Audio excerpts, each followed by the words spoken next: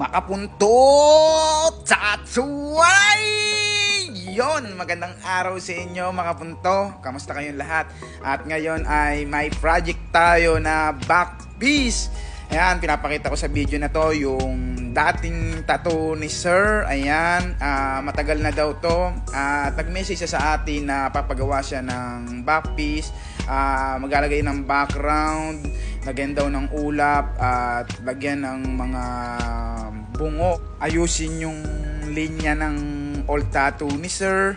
At yung makikita nyo ngayon, nakapag-edit na ako, nag-design tayo na hindi malayo sa dati. Lumaki lang siya ng konti.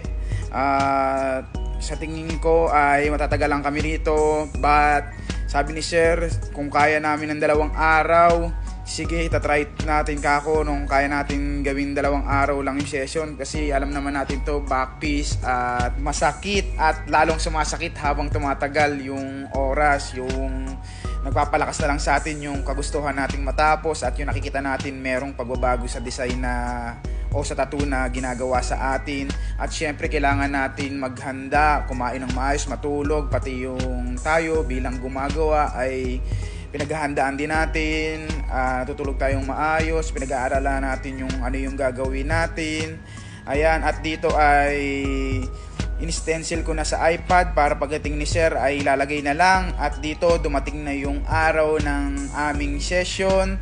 In-stencil ko muna yung half nung likod niya para hindi mahirap i-transfer yung stencil paper sa kanyang back. Ayan, at nakapag-stencil na kami ng maayos. Ayan naman yung sa baba, nilagay namin. Ayun, at nakuha namin ng 2 araw. Ang lakas ni Sir. Ito yung final video. Ayan, yon, sobrang saya ni Sir at sobrang saya ko din na natapos namin. Nakita ko si Sir na nasasaktan pero hindi niya masyadong pinapahalata. Napakagaling ni Sir, at yung cooperation niya ay nandoon. Talagang sinusupport niya ako para hindi masyadong mailang, at binibigay niya yung todong lakas niya at ginagabayan niya ako na sige lang, tuloy mo lang, kaya ko. At ina-update ko rin siya kung okay pa ba siya. Time to time, lagi kami nagkakamustahan. At congrats sa atin, Sir, at nagawa natin ito ng 2 araw. Matsala mga kapunto!